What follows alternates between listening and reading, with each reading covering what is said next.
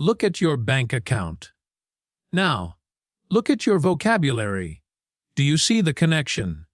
In 2026, the world is divided into two groups: those who speak poor English and those who command rich English.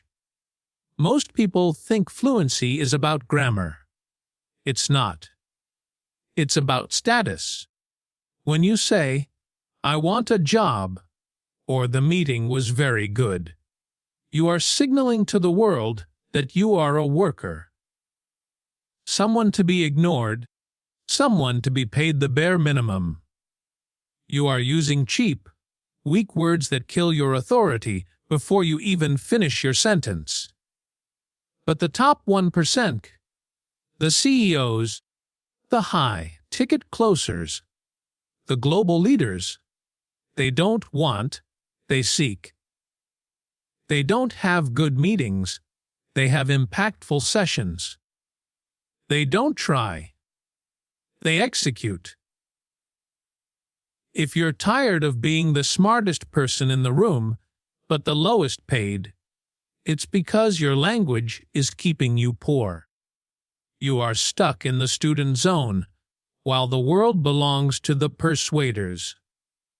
Today, we burn the textbooks. We stop learning and start acquiring power. I'm Michael Carter, and I'm going to show you how to flip the switch from poor English to millionaire English. Let's begin. Segment 1: The Psychology of Rich English as Wealth vs. Poverty. Hi, welcome to the Mindset English channel. And today's topic is the psychology of rich English. Why your vocabulary is your net worth. If you are listening to this right now, I want you to do something very uncomfortable. I want you to look at your life, your income, the respect people give you, and the opportunities you attract. And then I want you to look at the words you use every single day. There is a direct, invisible thread connecting your bank account to your vocabulary. In 2026, the world is no longer divided by borders or passports. It is divided by a linguistic class system. On one side, you have the majority of people who speak poor English. On the other side, you have the global elite who command rich English. Most English learners are stuck in a trap. They think fluency is about grammar. They think it's about passing an exam or getting a certificate. That is a lie. Grammar is just the skeleton, status is the muscle. When you speak, you are sending a signal to the world. If you say, "I want a job because I need money," you are signaling poverty. You are signaling that you are a worker, a follower, someone who is easily replaceable. But when you say, "I am seeking an opportunity to provide high-level value," you are signaling wealth. You are signaling that you are an asset, a leader, and a person of impact. The tragedy for most learners in non-English-speaking countries is that they were taught by students, not by leaders. Your teachers taught you how to be correct, but they never taught you how to be powerful. Correct English might get you a passing grade, but powerful English, rich English, gets you the corner office, the six-figure contract, and the global partnership. Let's break down the psychology of the poor English speaker. The poor speaker uses lazy adjectives. Words like good, bad, happy, sad, and the most dangerous word of all, very. When you use the word very, you are telling the listener that your mind is too lazy to find a precise word. If you say a project is very good. You sound like a child. If you say the project is exceptional, you sound like an authority. Rich English is about precision. An elite mind chooses words that carry weight. Imagine your words are gold coins. You wouldn't throw a handful of plastic coins at a merchant and expect to buy a palace. So why are you throwing plastic, cheap words at the world and expecting a high-value life? In this 10-segment journey, we are going to undergo a mental rebirth. We are burning the textbooks. We are stopping the study and starting the acquisition of power. You need to understand that English is not a subject you learn. It is a tool you master to get what you want out of life. In the USA and the UK, the language of business is not just about communication, it is about negotiation and influence. Think about the word need. People with a poverty mindset are always talking about what they need. I need a better job. I need to learn English. I need help. This word, need, projects weakness. It pushes success away from you. Rich English? Speaker replaces need with objective or target. They don't have needs, they have strategic goals. They don't ask for favors, they propose mutual benefits. This is the psychological shift you must make today. You are no longer an English student. You are a global communicator. Why does this matter so much right now? Because we are living in a digital, global economy. Your competition is not the person in your city. Your competition is the person in New York, London, and Singapore. If your English sounds cheap, you will always be paid the cheap rate. You could be the most talented engineer or the most brilliant designer, but if you cannot articulate your value in rich English, you will remain invisible. Your language is your marketing. Your vocabulary is your brand. I want you to imagine a world where you walk into a Zoom call with a high-level client in London. You don't hesitate. You don't use ums and ahs. You use words like strategy, execution, optimization, and sustainability. Every sentence you speak adds another zero to your value. That is the world we are building here. To speak rich English, you must first think rich English. You must stop translating from your native language. Translation is a poor habit because it makes you slow. And in 2026, speed is currency. If you are slow to respond, you are perceived as low value. We are going to train your brain to go directly from thought to a light English. In the next 9 segments, we are going to dive deep into the specific words, the tone of authority, the art of the pause, and the storytelling techniques of the world's most successful people. But it all starts with your decision today. Are you going to stay a poor English speaker, begging for scraps? Or are you going to become a rich English speaker, commanding your future? Your task for segment 1 is this. I want you to record yourself speaking for 60 seconds about your career goals. Then, listen to it. Count how many cheap words you used. How many times did you say very, good, or want?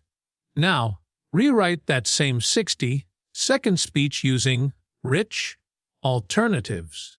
Replace with seeking. Replace good with invaluable. Replace very hard with highly challenging. Record it again. Listen to the difference. Feel the shift in your own energy. You are not just changing your words, you are changing your destiny. You are moving from the 99% to the 1%. This is the Mindset English channel, and this is your first step toward global dominance. I am Michael Carter. Stop speaking cheap. Start building wealth. I will see you in segment 2, where we will discuss the vocabulary of influence, the specific list of words that turn a no into a yes.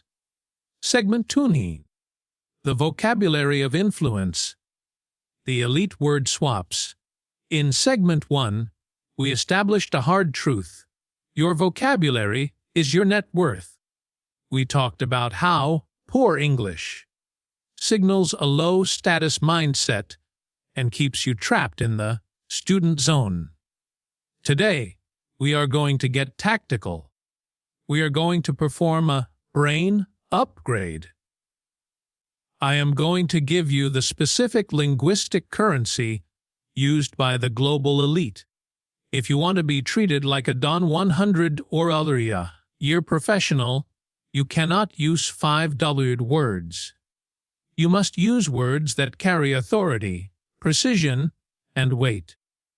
Most English learners think that to sound advanced, they need to use long, complicated, or academic words. They try to sound like a textbook. That is a mistake. In the boardrooms of New York and London, the most powerful people don't use big words, they use precise words. Precision is the ultimate marker of intelligence. When you are precise, you save people time. And when you save successful people time, they pay you more. Let's start with the most dangerous word in the English language for your career, the word try. How many times a day do you say, I will try to finish it, or I will try to be there? To a high-level ear, the word try is a giant red flag. It signals uncertainty. It signals that you are already making an excuse for failure. Rich English speaker deletes try and replaces it with execute or ensure. Instead of saying, I will try to meet the deadline, you say, I will ensure the project is completed by the deadline. Do you feel the shift? Try is a hope. Ensure is a guarantee. One is the language of a child, the other is the language of a closer. Now, let's look at your adjectives. The poor English speaker relies on lazy adjectives. These are words like good, bad, big, and small. These words are the junk food of communication. They provide no nutritional value to the conversation. If you say a business deal was good, you have told me nothing. Was it profitable? Was it efficient? Was it groundbreaking? Rich English speaker uses ROI adjectives. Instead of good, use exceptional or outstanding. Instead of bad, use suboptimal or problematic. Instead of big, use substantial or significant. When you use these words, you are signaling that you have an analytical mind. You are showing that you can distinguish between different levels of quality. You are moving from a black and white world into a world of high definition professional clarity. The next pillar of the vocabulary of influence is the word help. Many of you, especially in non-English speaking cultures, are very polite. You want to help everyone. But in a professional context, help can sound a bit informal or even weak. If you want to sound like a consultant or a high-value partner, replace help with facilitate or optimize. Instead of saying, I can help you grow your business, say, I can facilitate your business growth, or I am here to optimize your current processes. Help is what a neighbor does, facilitate, and optimize are what an expert does. You are changing the dynamic from a helper to a partner. This is how you justify higher rates and more respect. We must also talk about how you handle mistakes. Poor English.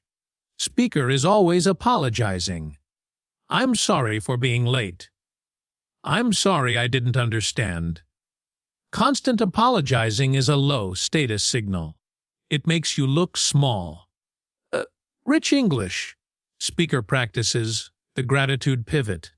Instead of saying, I'm sorry I'm late, you say, thank you for your patience. Instead of, I'm sorry for the mistake, you say, I appreciate you pointing that out. I will rectify it immediately. Do you see what happened? You didn't lose your authority. You pivoted from a position of weakness to a position of leadership and gratitude. You acknowledge the situation without lowering your status. Why is this so important for those of you in countries outside the USA and UK? Because when you speak to native speakers in these regions, they are unconsciously looking for social proof. They want to know if you are one of them. If you speak with basic, poor vocabulary, they will treat you like a service provider, someone they can outsource to for the lowest possible price. But if you speak with the vocabulary of influence, they will treat you like a strategic peer. They will listen to your advice. They will respect your boundaries. And most importantly, they will pay your price. In this segment, I want you to understand that every word you choose is an investment. If you speak 1,000 words today, and 800 of them are cheap words, you have wasted 80% of your linguistic capital. But if you speak only 200 words, and every single one of them is a light word, you have built more influence than someone who talks for hours. Economy of language is the hallmark of power. As we progress through this 30-day challenge, I want you to start building your own, a light glossary. Every time you hear a successful leader or a CEO use a word that sounds powerful, write it down. Don't just look up the definition, look up the feeling behind the word. Why did they choose leverage instead of use? Why did they choose synergy instead of working together? There is always a psychological reason. Your task for segment 2 is this. I want you to take a piece of paper and draw a line down the middle. On the left side, write 10 poor words you use every day, like very good, bad, try, help. On the right side, write their elite replacements. For the next 24 hours, you are on a linguistic fast. You are not allowed to use the words on the left. If you catch yourself saying them, stop mid-sentence and correct yourself with the elite version. This is going to feel strange at first. Your brain will resist. It will feel like you are trying to be someone else. Good, that is the feeling of growth. You are shedding your old, low-status skin and growing the skin of a global leader. Speak with precision. lead with authority. I will see you in segment 3, where we will discuss the tone of authority.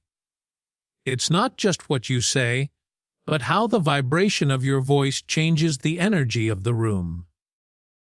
Segment 3D. The tone of authority. The power of silence and pitch. In the first 2 segments, we upgraded your psychology and your vocabulary. You now know that rich English is a linguistic currency. But here is a secret that the top 1% understand and the 99% ignore. The most powerful words in the world mean nothing if they are delivered with the voice of a victim. You can use the most a light vocabulary, but if your tone is shaky, high-pitched, or rushed, the world will still treat you like a student. Today, we are going to master the tone of authority. We are going to teach you how to make the room go silent when you open your mouth. Have you ever noticed that when a high-value leader walks into a room and speaks, they don't shout? They don't talk fast. They don't sound like they are begging for attention. In fact, the more powerful a person is, the less they seem to try to be heard. This is because they understand the physics of authority.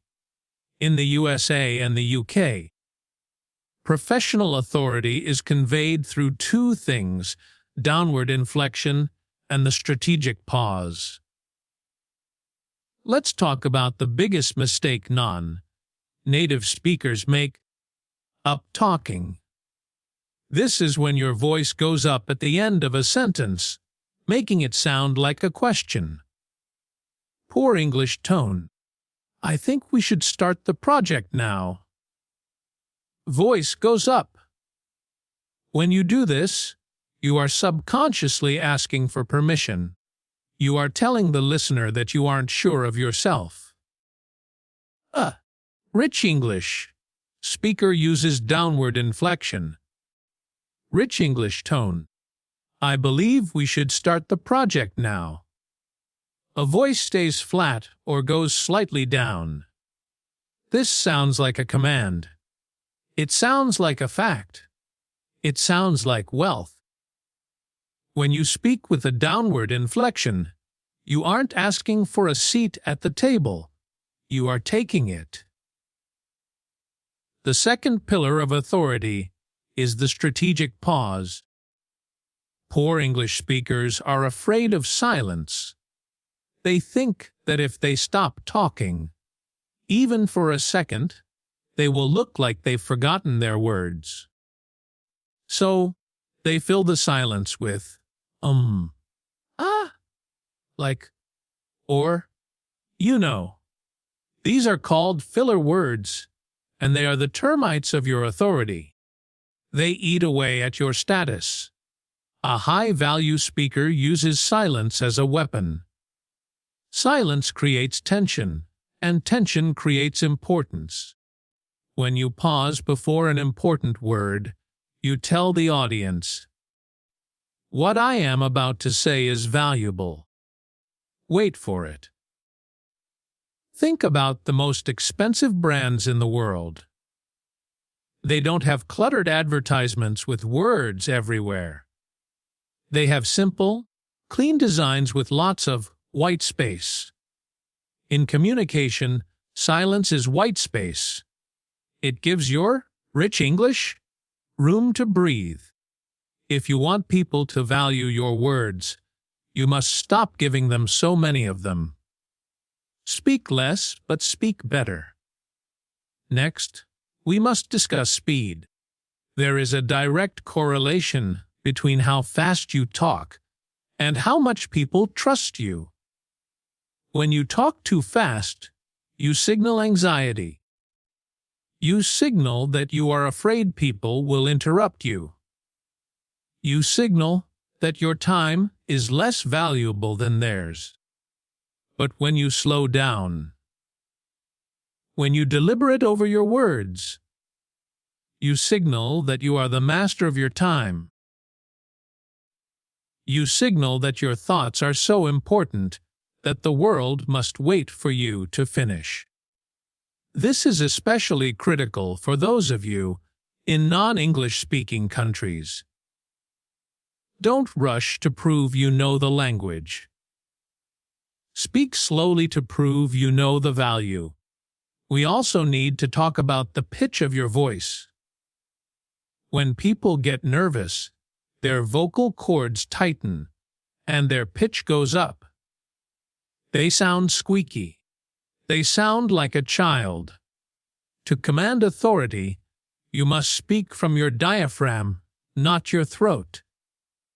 Your voice should have a resonance, a deep, steady vibration.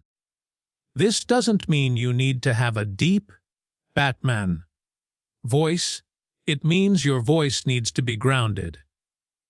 A grounded voice signals a grounded mind. It signals that you cannot be easily shaken. In a global market, clients want to work with someone who is a rock, someone who stays calm under pressure. Your voice is the first proof that you are that person. Why is this so vital for your global career? Because in high-ticket sales, in leadership, and in global politics, tone is the subtext. The words are what people hear, but the tone is what people feel. If your tone says, "I'm nervous," while your words say, "I'm an expert," people will believe the tone every single time. The human brain is designed to trust the vibration over the information. Master the vibration, and you master the person. In the next segment, we will talk about the art of storytelling. But for today, I want you to focus purely on the music of your speech. You are the conductor of your own influence. Your task for segment 3 is this. I want you to record yourself reading a professional paragraph. Maybe an About Me section or a project proposal. The first time, read it as you normally would.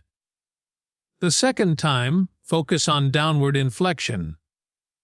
End every sentence with a period, not a question mark. The third time, add 3-second pauses after your most important words.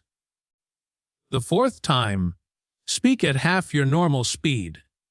When you listen back, you will be shocked. You will sound like a different person. You will sound like a leader. You will sound like someone who belongs in the 1%. Control your tone. Command your world. I will see you in segment 4, where we will discuss the power of narrative. How to wrap your rich English in stories that make you unforgettable. Segment 40. The art of the high-value story, narrative intelligence. We have upgraded your mind, your words, and your voice. But there is one final piece of the puzzle that separates the smart professional from the global icon. That piece is storytelling. In the world of rich English, facts are cheap, but stories are priceless. Most English learners focus on being accurate. They want to give the right answer, but in a high-stakes environment. Whether you are pitching a startup in Silicon Valley or interviewing for a leadership role in London, being accurate is only the baseline. If you want to be remembered, you must be a storyteller. Think about it. We forget statistics, we forget bullet points, and we forget data within minutes. But we remember stories for a lifetime. Why? Because the human brain is not a hard drive, it is a narrative machine. When you tell a story, you aren't just communicating information, you are creating an experience. Today, I am going to show you how to wrap your rich English in a narrative structure that makes you the most interesting person in any room. The poor English speaker communicates in data dumps. If you ask them about their experience, they give you a list. I worked here for 3 years. I did this task, and then I learned that skill. This is boring. It signals that you are a drone. It signals that you have no vision.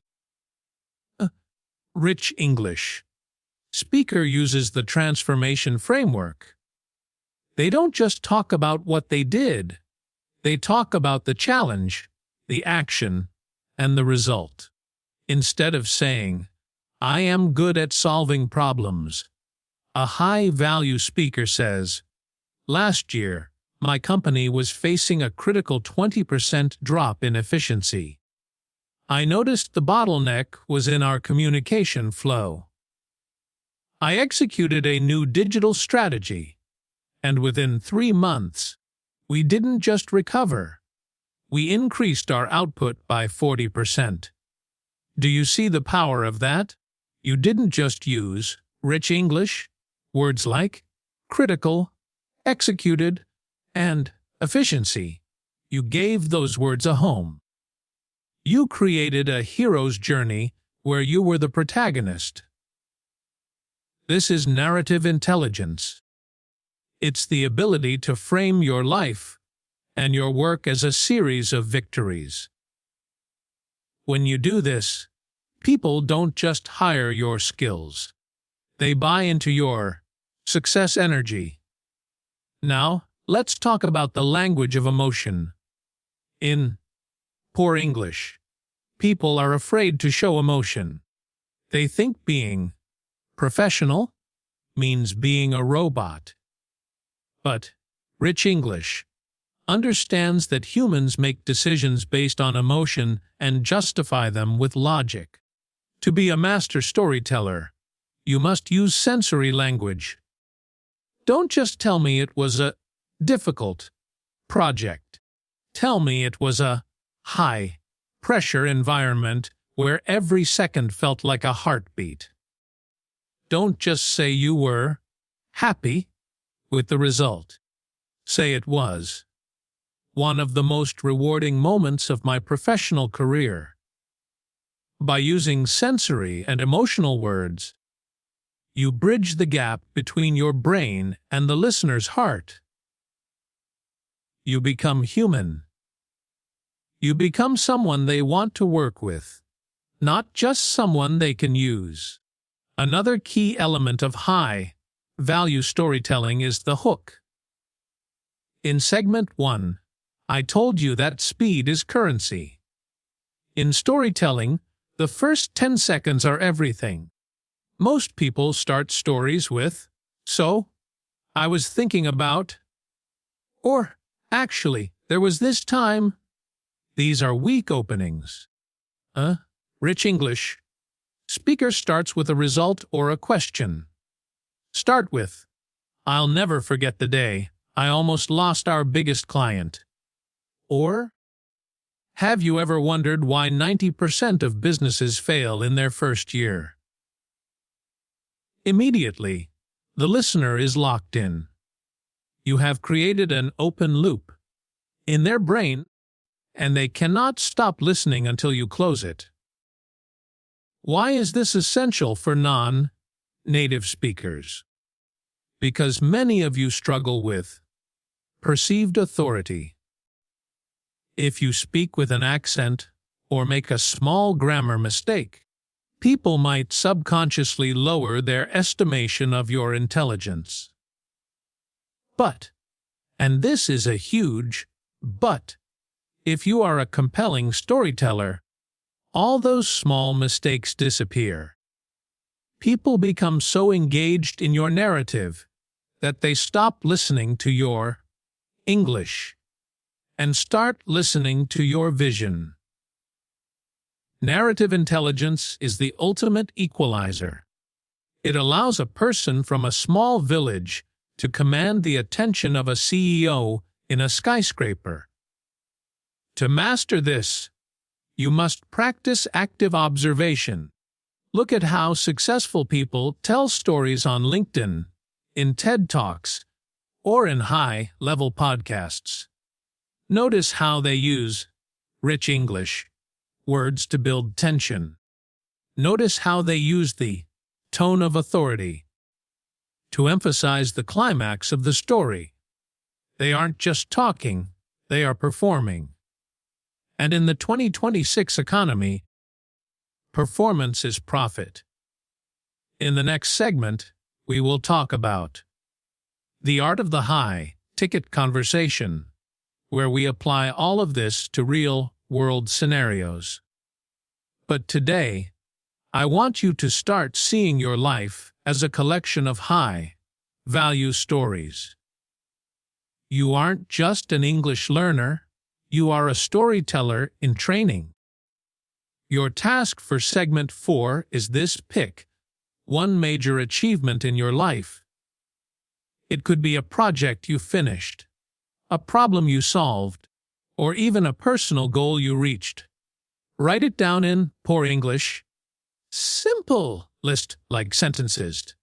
Now, rewrite it using the transformation framework. A challenge, action, and result. Add at least 5 rich English words we've learned in the previous segments. Record yourself telling this story in under 60 seconds.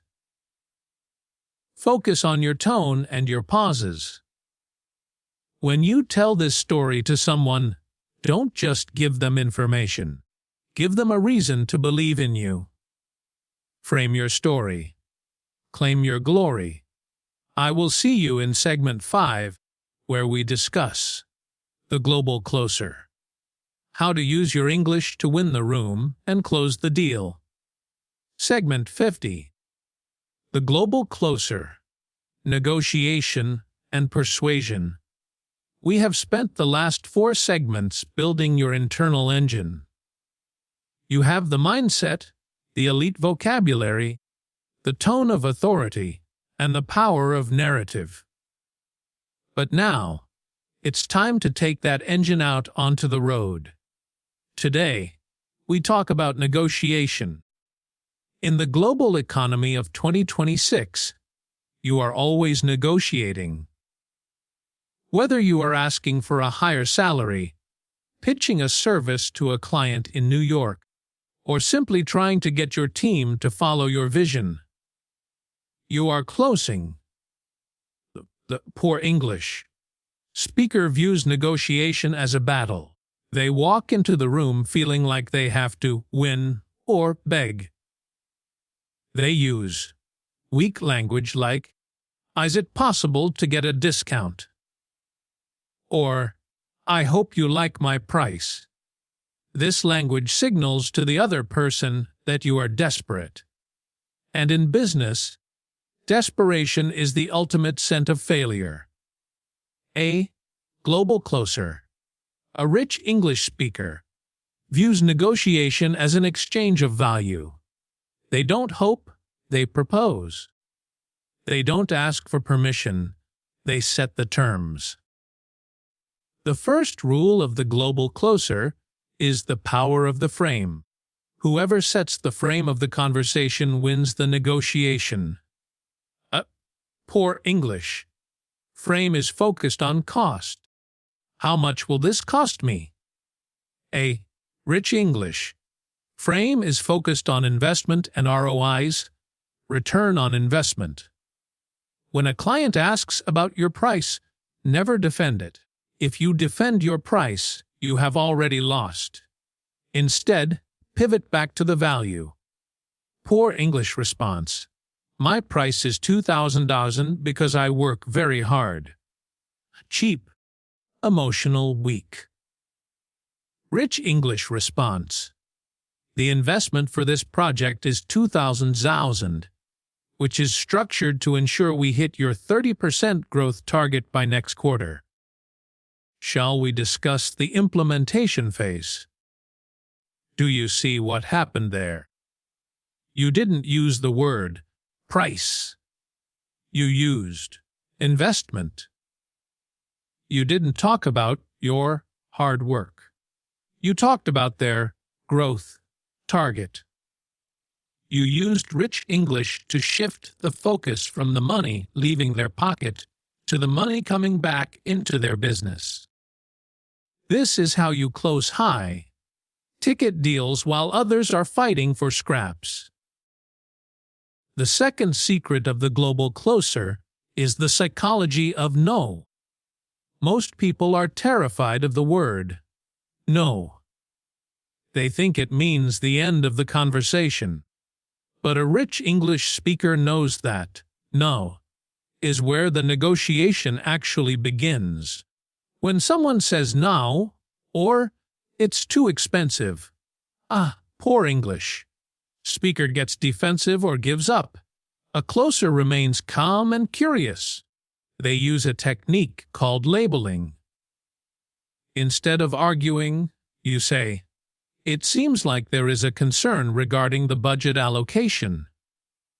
Or, "It feels like you are looking for a more streamlined solution." By using these rich English labels, budget allocation, streamlined solution, you force the other person to explain their no. You are staying in the tone of authority while they do the talking. Remember, in any negotiation, the person who talks the most is the one giving away the most power. Use your silence. Let your rich English words hang in the air like a heavy weight. The third pillar is the language of alternatives. A global closer never gives just one option. If you give one option, the answer is yes or no. If you give three options, the answer is which one? This is called the choice architecture. You use rich English to describe these options. Don't say small, medium, large. Say core, growth, and enterprise levels. Use words like scalability, integration, and comprehensive support. These words sound expensive because they are expensive. They tell the client that you have thought about their future, not just their present. Now, why is this so critical for you? Especially if you are working from a non-English speaking country, because of the perceived distance. If a client in the USA or UK feels you are far away, they might worry about communication or trust. But if you use the vocabulary of a global closer, that distance disappears. Your language creates a digital bridge. When you speak their professional language better than they do, they stop seeing a foreign freelancer and start seeing a global expert. You become a peer. And people pay peers much more than they pay helpers. Image showing a map with a bridge connecting two countries, labeled Rich English. The global bridge.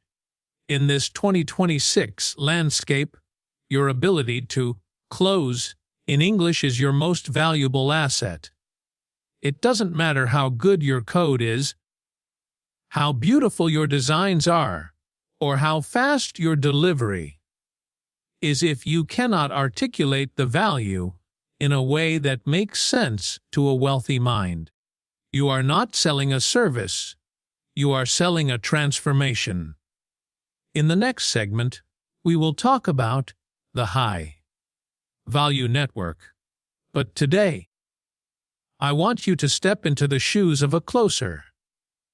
Stop being afraid of the money conversation. Money is just a scoreboard for the value you provide. If you speak rich English, you deserve to be on the winning side of that scoreboard. Your task for segment 5 is this. I want you to simulate a negotiation. Imagine you are asking for a 20% raise or trying to sell a service for 1,000 more than usual. Write down 3 value-based sentences using words like ROI, optimization, strategic alignment, and value add. Practice your gratitude pivot for when they say it's too much. e.g., I appreciate the transparency regarding your budget. Record yourself delivering these lines. Focus on your downward inflection. Do not sound like you are asking for a favor. Sound like you are offering a gift. You are a global closer now. The world is your marketplace, and rich English is your key. I am Michael Carter. Frame the deal. Close the world. I will see you in segment 6, where we discuss the language of networking, how to build a circle of high-value people using nothing but your words. Segment 60. The language of the inner circle. Networking with the 1%. They say your network is your net worth. But most people have it backward. They think networking is about collecting business cards or having 5,000 connections on LinkedIn. They think it's about knowing people. In the world of the 1%, networking is about linguistic resonance. It's about being able to speak the language of the people you want to reach. If you speak poor English, you will attract poor opportunities. But if you master the language of the inner circle, doors will open for you that money cannot buy. The poor English speaker approaches high-value people with the energy of a fan. They use overly polite, weak language like, "Sir, may I have a moment of your time?" Or, "I am a big fan of your work. Please help me." This is a disaster. High-value people, CEOs, investors, and innovators are constantly hunted by fans who want something from them. When you sound like a fan, you are signaling that you are below them. You are signaling that you have nothing to offer. A rich English speaker approaches the elite as a peer. They don't use the language of a fan. They use the language of alignment. Image showing a fan looking up at a pedestal vs. a peer, standing eye to eye with a leader. The first rule of the inner circle is the power of the high-level inquiry. Instead of asking for help, you ask for perspective. Instead of saying, "Can you tell me how to get rich?"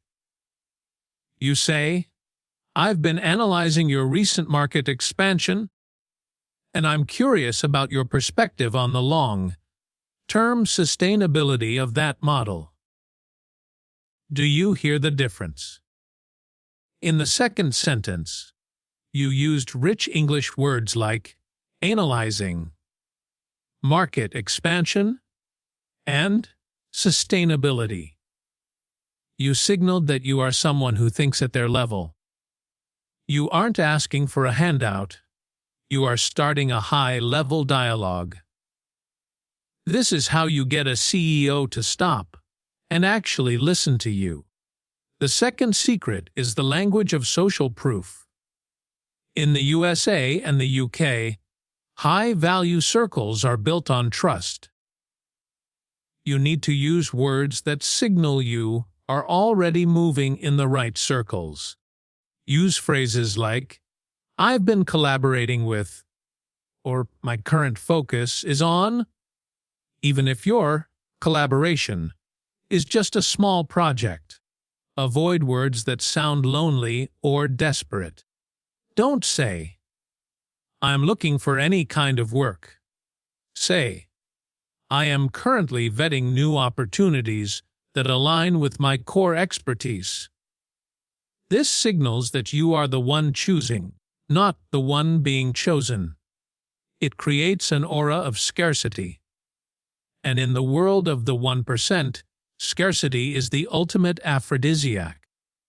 The third pillar is the art of the value. First, introduction. When you meet someone powerful, your goal is not to tell them how great you are. Your goal is to show them how you can leverage your skills to solve their problems. Poor English. I am a very good developer. I can make a website for you. Rich English. I've noticed a few friction points in your current user interface that might be impacting your conversion rates. I've executed similar optimizations for other global brands that resulted in a 15% revenue lift. Notice the words: friction points, conversion rates, executed, optimizations, revenue lift. These are the passwords to the inner circle. When you speak this way, you aren't a freelancer looking for a job. You are a solution architect. Why is this vital for those of you in non-English speaking countries? Because you often feel like an outsider. You feel like your location is a barrier. But the beauty of the 2026 global economy is that language is the new geography. If you can speak the language of the inner circle, your physical location doesn't matter. You could be in a small village, but if your emails and Zoom calls sound like they are coming from a boardroom in Manhattan, you will be treated like you are in Manhattan. The 1% do not care where you are. They care if you can articulate value and maintain status. Networking is not about talking. It's about strategic listening. When a leader speaks, don't just wait for your turn to talk. Listen for the pain points. Listen for the words they repeat. Then, mirror those words back to them in rich English. If they keep saying efficiency, your response should be, it sounds like your primary objective is the total optimization of your operational efficiency. When they hear their own high-value words coming out of your mouth, they subconsciously decide that you are one of them. You have achieved linguistic resonance. In the next segment, we will talk about the high-performance routine. But today, I want you to stop being a fan. The world is full of fans, but the 1% is looking for partners. Your English is the bridge that takes you from the crowd to the inner circle. Stop asking for permission to enter. Speak the language, and the doors will unlock themselves. Your task for segment 6 is this: find a high-value person you admire on LinkedIn or Twitter. Do not message them yet. Instead, write a value first. Introductory script: 100 words. Use at least 3 elite words like leverage, alignment, or a strategic. Avoid all fan language. No please, no big fan, no sir. Focus on a perspective-based question. Record yourself saying it out loud. Focus on the tone of authority we learned in segment 3. You aren't just learning a language, you are gaining access. Speak like a peer. Win like a leader. I will see you in segment 7, where we discuss the high-performance mindset, the daily habits that keep your English sharp and your status high. Segment 70. The high-performance routine. Habits of the linguistic elite. We have built the house, the psychology, the vocabulary, the tone, and the networking. But even the most beautiful house will crumble if it doesn't have a foundation. In the world of rich English, that foundation is your daily routine. Most people treat English like a school subject.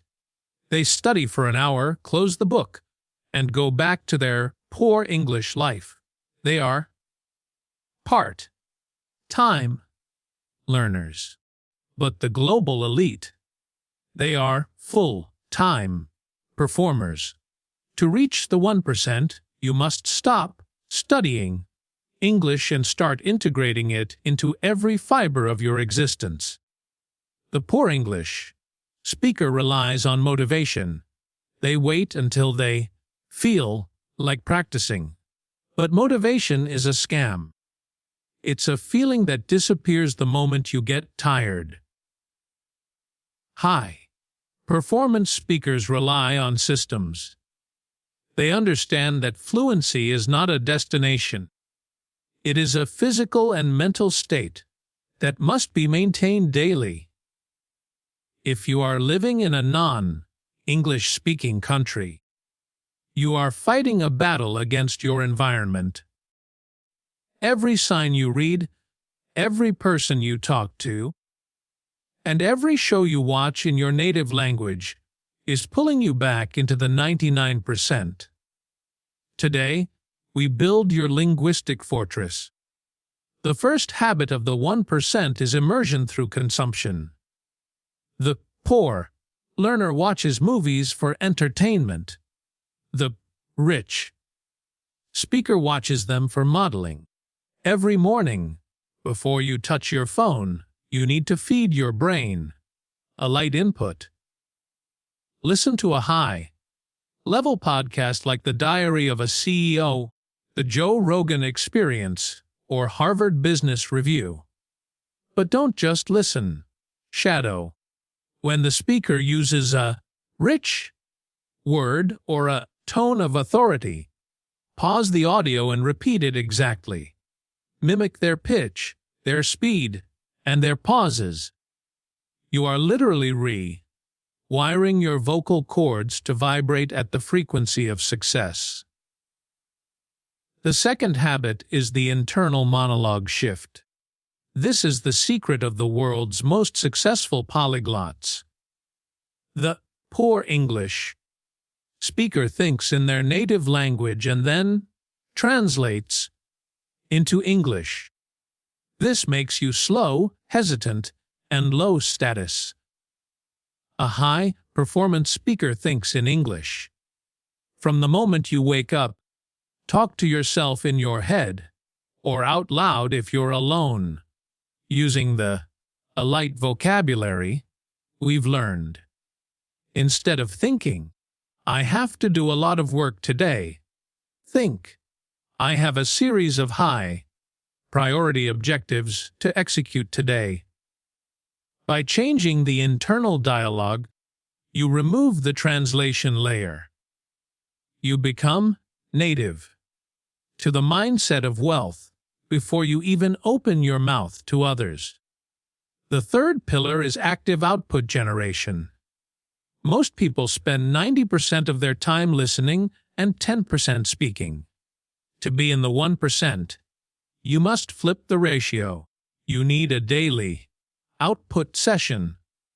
For 15 minutes every day, record yourself speaking on a complex topic.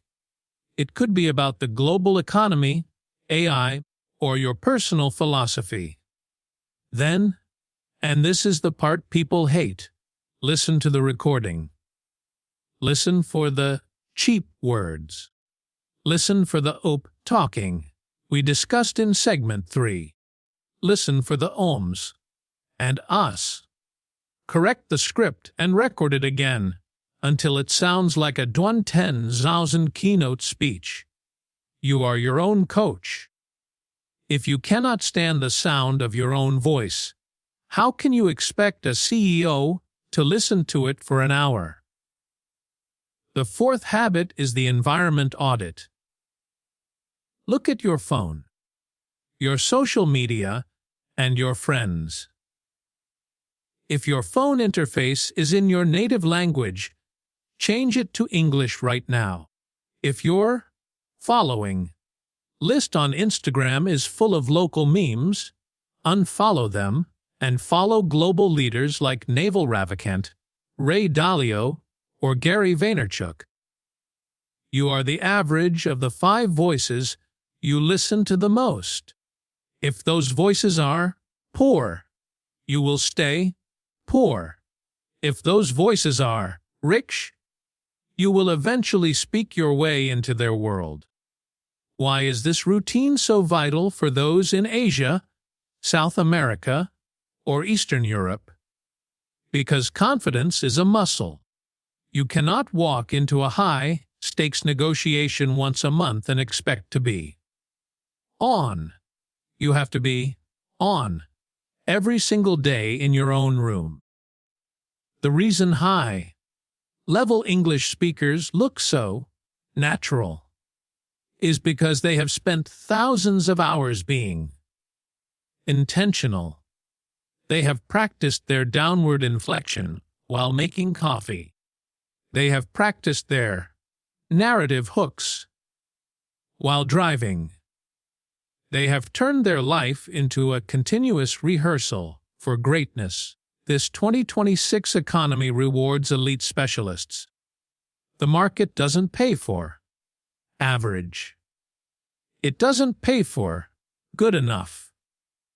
It pays for the person who can step into a global arena and communicate with absolute clarity and authority. That clarity doesn't come from a textbook. It comes from the routine. It comes from the 5 a.m. shadow sessions and the late night recording audits. It comes from the refusal to speak cheap, even when no one is listening. In the next segment, we will talk about the high-value interview, where we apply this routine to the most important conversation of your career. But today, I want you to build your fortress. Stop being a student of English. Start being an athlete of communication. Your task for segment 7 is this: design your 1% linguistic routine. 1.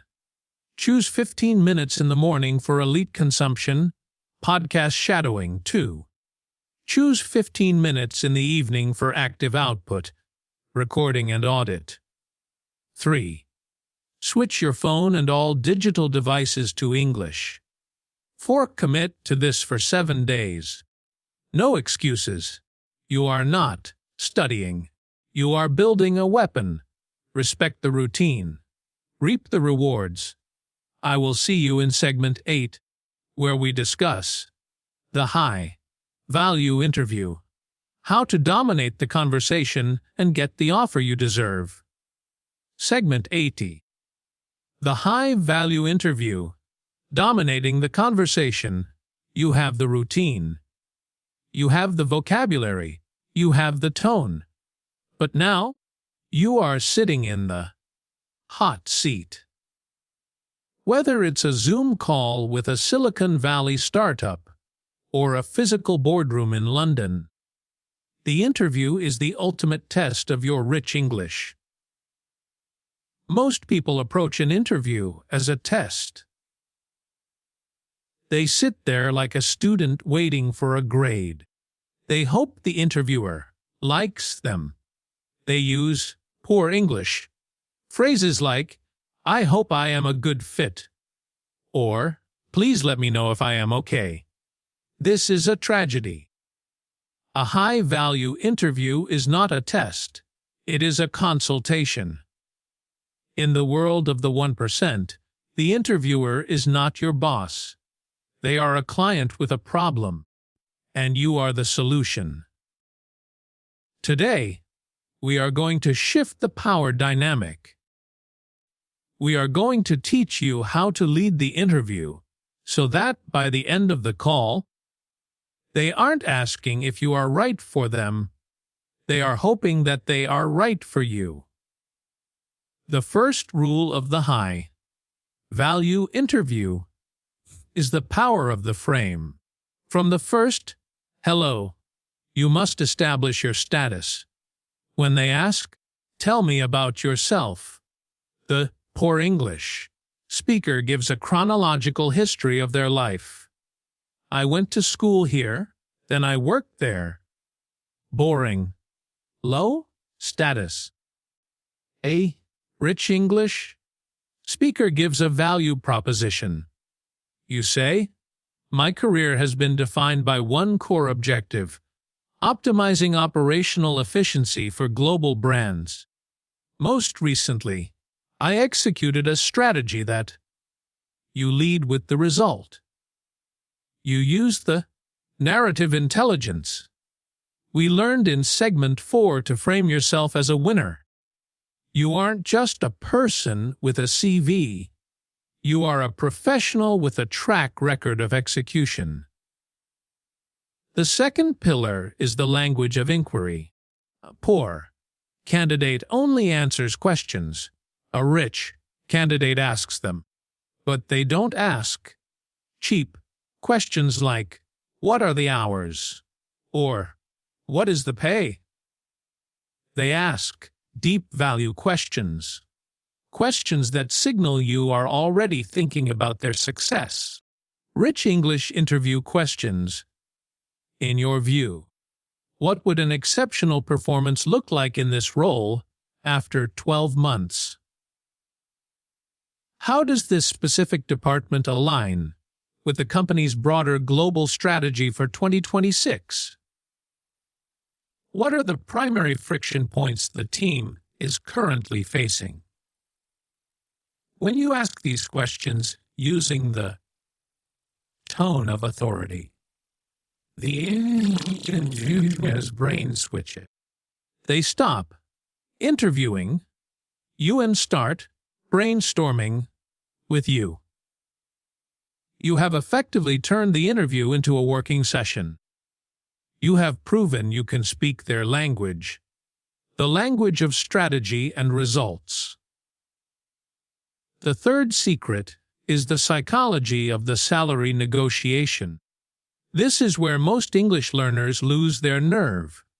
When the question of, what are your expectations, comes up, the poor English speaker stutters.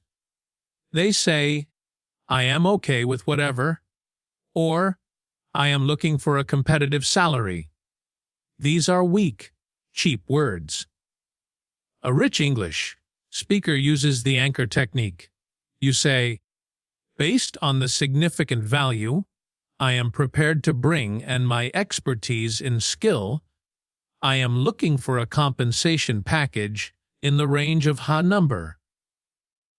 However, my primary focus is finding a strategic alignment where I can drive the most impact. Notice the words compensation package, strategic alignment, drive impact. You aren't asking for money. You are proposing a trade for your high-value assets. You are signaling that you know exactly what you are worth. And in the 2026 global economy, if you don't value yourself, nobody else will. Why is this so important for you, the global learner? Because there is a global pay gap. Companies often try to pay people in non-English-speaking countries less because they assume their communication is weaker. They think they can get cheap labor. But when you walk into that interview with the Mindset English framework, you shatter that assumption. You prove that your location is irrelevant because your linguistic status is elite. You force them to pay market rates because you speak the market language. The fourth pillar is the post-interview follow-up. Most people send a poor English email Thanks for the interview. I hope to hear from you. This is a waste of digital ink. Rich English. Follow up is a strategic summary. You send a note that says, I appreciated our dialogue today. It's clear that your team is focused on goal. I've been evaluating our conversation and have already identified 2 key areas where I can facilitate immediate optimization. You are still closing. Even after the call is over, you are providing value. You are showing them that you are not just a candidate, you are a resource. In the next segment, we will talk about the high performance presentation, but today, I want you to master the hot seat. The interview is not a place to be afraid. It is a stage to perform. If you have been doing your 1% routine, if you have been shadowing the elite, then this interview is just another day at the office. Your task for segment 8 is this: I want you to prepare your value proposition intro. Write a 60-second introduction that uses zero-chip words. Include at least 3 alight words, e.g., optimization, strategy, execute. Record yourself delivering it with downward inflection. 4. Practice asking 3 deep value questions out loud until they feel natural. You are the prize. The company is the suitor. Act accordingly. Lead the conversation. Claim the offer. I will see you in segment 9, where we discuss the high performance presentation, how to speak to a crowd and own the stage. Segment 90. The high performance presentation, the art of public speaking. In the previous 8 segments, we have built your foundation. You can think like the elite, you can negotiate like a closer, and you can dominate an interview. But now it is time for the final evolution. Today, we talk about mass influence in the global economy of 2026. The person who can stand in front of a group. Whether it's a Zoom room of 50 people or a physical stage of 5,000, and deliver a message with authority, is the person who commands the most wealth. The poor English speaker views a presentation as a speech. They read from slides. They stare at their notes. They use filler words like and ooh because they are nervous about their grammar. They treat the audience like a judge. But a high-performance presenter, a rich English speaker, views a presentation as a performance. They don't give speeches. They deliver directives. They don't look for approval. They provide clarity. The first rule of the power speaker is the death of the slide. Most people use PowerPoint as a crutch. They put 50 words on a slide and read them out loud. This is poor English at its worst. It tells the audience that you are a drone. In rich English, you are the slide. Your words are the primary focus. If you must use visuals, they should be minimalist. 1 image, 1 word, or 1 graph. Why? Because you want the audience's ears locked onto your tone of authority. You want them focused on your narrative intelligence. If they are reading your slides, they aren't listening to your value. The second pillar is the hook and the loop. In segment 4, we talked about storytelling. In a presentation, this is amplified. You must open with a pattern interrupt. Don't start with, "Hello, my name is Michael, and today I will talk about N." That is a low-status opening. Start with a provocative statistic or a bold declaration. Rich English opening. In the next 15 minutes, I am going to show you why 80% of your current marketing spend is being wasted, and how we can reallocate that capital to drive a 2x return by Q4. Boom. You have opened a loop in their brain. They cannot stop listening until you show them how. You used rich words like relocate, capital, and ROI. You have established yourself as the smartest person in the room within the first 10 seconds. The third secret is body language and spatial authority. English is not just a vocal language, it is a physical one. Ah, poor English! Speaker stays small. They cross their arms or hide behind a podium. This signals a submissive mindset. A rich English speaker commands the space. Use open gestures. Move with purpose. When you make a critical point, stop moving. Stand still. Silence the room with your eyes. This is called the gravity of presence. When you combine the tone of authority with spatial command, you create a vacuum of attention. People cannot look away even if they want to. The fourth pillar is the language of the call to action, a CTA. Most presentations end weakly. So, yeah, that's all I have. Any questions? This is a failure of leadership.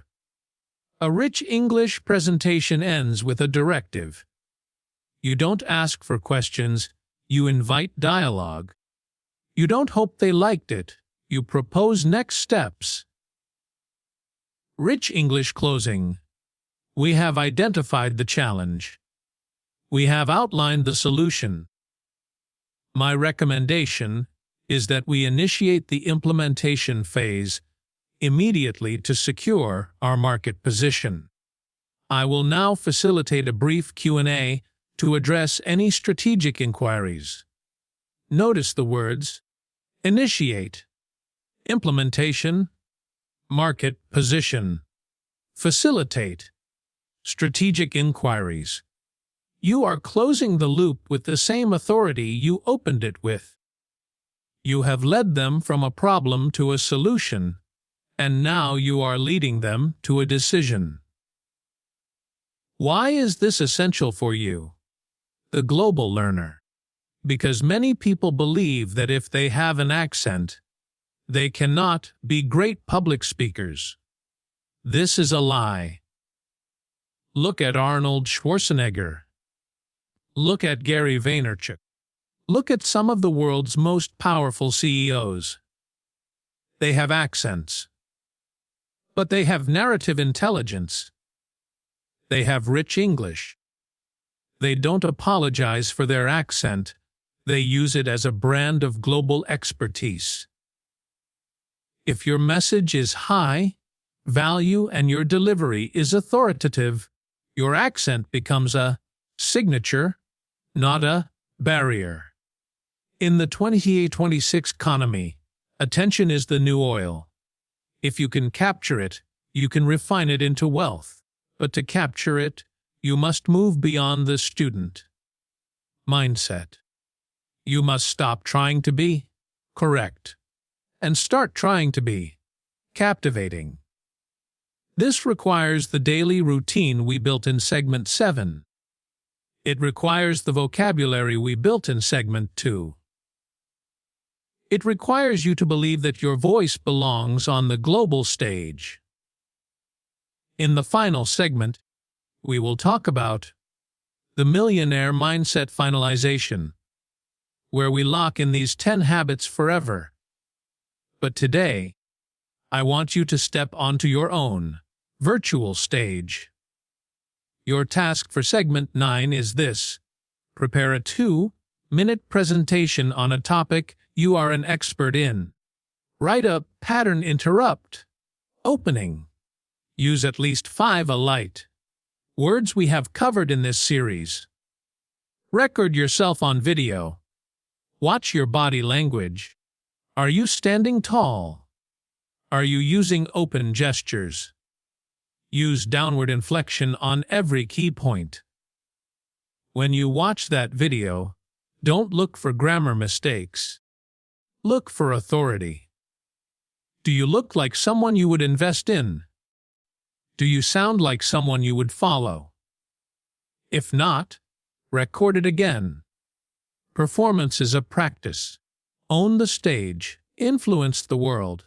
I will see you in segment 10, the final chapter, where we discuss the linguistic empire, how to maintain this mindset for the rest of your life. Segment 1D, the linguistic empire, staying in the 1% forever. We have traveled a long road together. From the psychology of status to the mechanics of negotiation. From the tone of authority to the art of mass influence. If you have followed these segments, you are no longer the same person who started this journey. You have shed the student skin. You have deleted the poor vocabulary. You have found your voice. But today, we face the most important challenge of all: sustainability. How do you ensure that this rich English mindset doesn't just last for a month, but becomes your permanent reality? How do you build a linguistic empire that serves you for the rest of your life? In the world of the 1%, success is not a one-time event. It is a continuous standard. The poor English speaker treats learning like a sprint. They work hard for a while and then stop. And the moment they stop, they slide back into their old habits. They return to very. They return to need. They return to the shaky tone of the ignored. But for the global elite, rich English is a lifestyle. We don't practice anymore. We embody. The first pillar of your linguistic empire is selective association. As you move into the 1%, you will find that many of your old friends and colleagues still speak the language of poverty. They complain, they use cheap words, and they focus on obstacles rather than opportunities. To stay in the elite, you must protect your oral environment. You must be ruthless with who you listen to. Seek out mentors, high-value podcasts, and peer groups where rich English is the only currency accepted. If you are the smartest and most articulate person in your circle, you are in the wrong circle. Move up. The second pillar is constant optimization. A linguistic empire is never finished. Even the most successful CEOs in the world work with speech coaches. They are constantly refining their linguistic precision. They look for words that are even more impactful, tones that are even more grounded. Your journey doesn't end with segment 10. It begins here. You must continue the 1% routine we established in segment 7. Every morning is a new opportunity to shadow the greats. Every evening is a new opportunity to audit your performance. Never let your standards drop. The moment you become comfortable is the moment you become average. And average is the graveyard of dreams.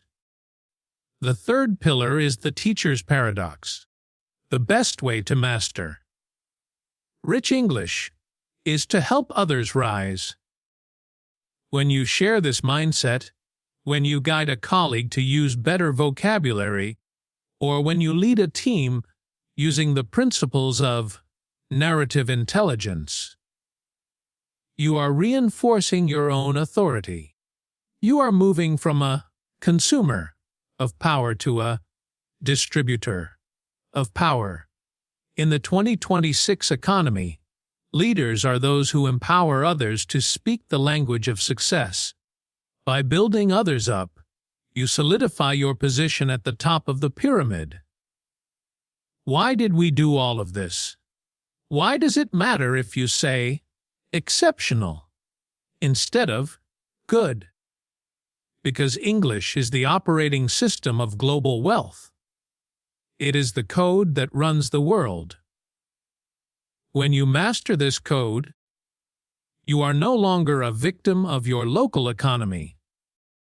You are no longer limited by your geography. You are a global citizen with a high-value skill set that is in demand everywhere from Tokyo to Zurich. You have given yourself the ultimate gift: freedom. The freedom to work with anyone, live anywhere, and command any price. As we close this series, I want you to remember the Michael Carter philosophy. You are not a student, you are a solution. Stop asking for permission to be great. Stop apologizing for your ambition. The world is waiting for leaders who speak with clarity, act with certainty, and lead with rich English. You have the tools. You have the vocabulary. You have the tone. Now, you must have the courage to use them every single day. Your linguistic empire is not built in a day, but it is built every day.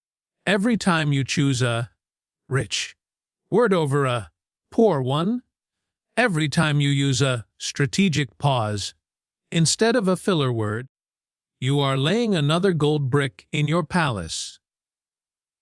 Do not stop until your voice carries the weight of your dreams. Your final task for this series is this. I want you to write a linguistic manifesto. 1. Write down the 5 non-negotiable standards for your speech, e.g., I will never use very. I will always use downward inflection. 2. Write down your global vision.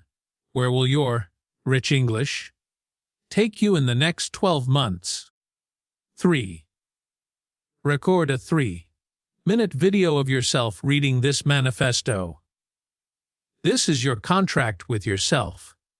Watch this video every time you feel your confidence slipping. Remind yourself who you have become. You are a master of language. You are a closer of deals. You are a member of the 1%. This has been the Mindset English channel. Thank you for trusting me with your transformation. This isn't the end of our journey. It's just the beginning of your dominance. I am Michael Carter. The world is yours. Now go and claim it. Welcome to the 1%. Forever.